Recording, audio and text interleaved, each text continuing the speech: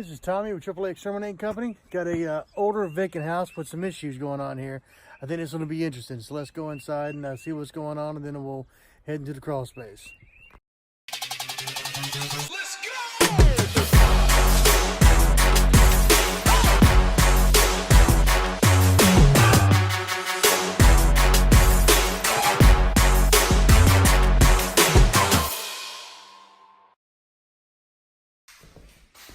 Alright, so this particular house, as I was walking around, I could notice some kind of little bounciness into the floor, but also a lot of like bumps and valleys in the floor.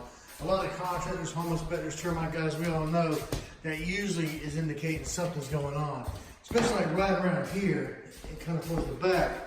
I know you can't tell it on the video, but it's pretty good.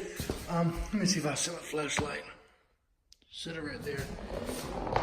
See, I just set my flashlight there and it just starts rolling. And now, that's not unusual. Your flashlight may roll on any floor, but when it takes off like that across the room, there's a bump in the floor, pretty bad. A buddy of mine, a homeless Greg Watkins, taught me that he uses a golf ball lots of times, and it's a good way to kind of illustrate, you know, to a prospective buyer what's going on. But this definitely, I have not been to the crawl space yet, but I noticed this and decided to go ahead and start making this video because this almost always indicates there's something crazy going on with the support girder. So I'm betting we've got some damage in the support girder, maybe some termites or some rot, maybe some moisture issues. And also with the bounciness I'm feeling on the floor, it's hard to, you can't catch that on video, but there's some bounciness on the floor, and that almost always indicates something widespread going on in this section. It could be termite, it could be brown rot from moisture.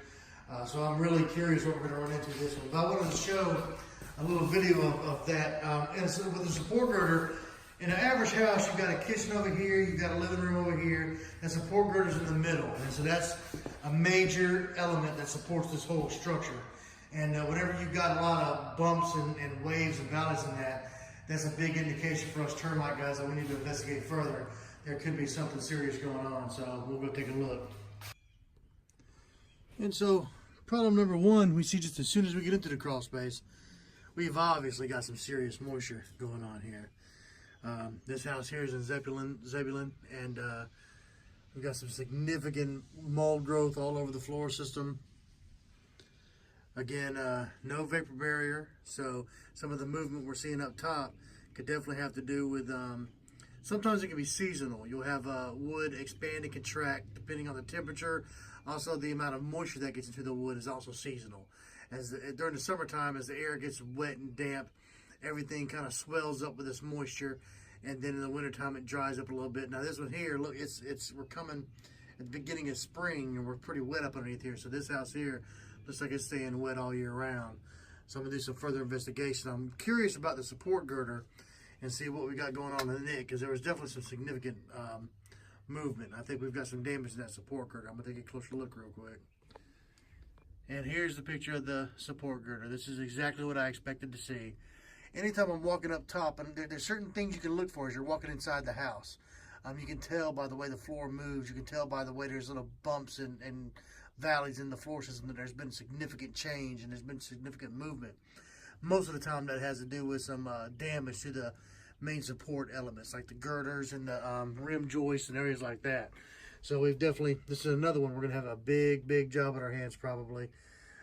Treating these termites, drying this place up, getting this stuff cleaned out. And this is one that you absolutely are going to have a contractor come look at.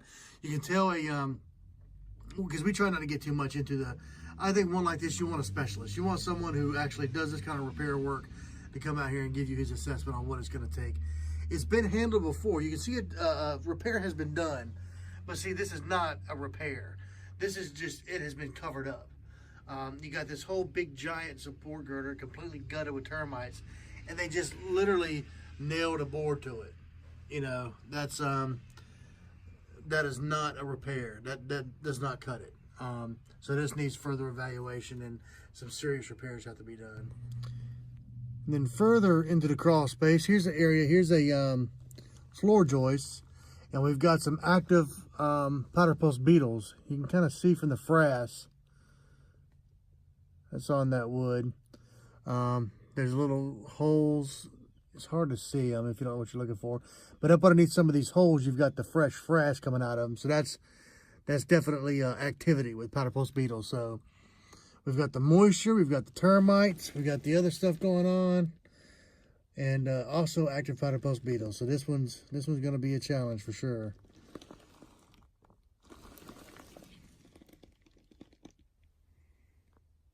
Here's a better look in another area of floor joist pretty loaded down with active powder-post beetles. But this is what they look like. They make little tiny holes, and when they emerge as adults, they leave this powder coming out of the holes. That's when you know they're active.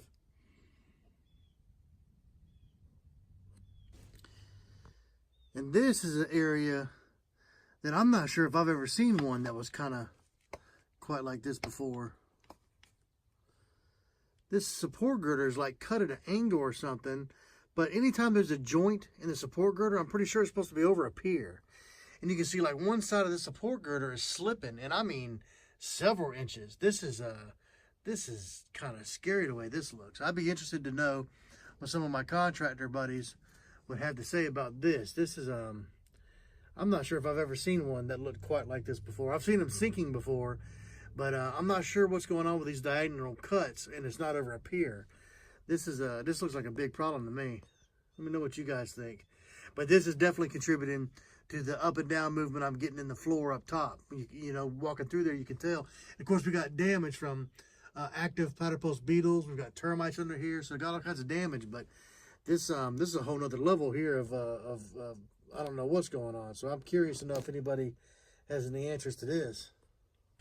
Okay, and then just for good measure, let's take us a moisture meter reading and see what kind of reading we've got in this wood. Yeah, that's a jackpot right there. That is all the way up. You can pretty much say that's has 100% moisture. So yeah, that wood is just full of water, and that's why you're getting a lot of this stuff going on here. So this definitely, we got to do some work over here for sure.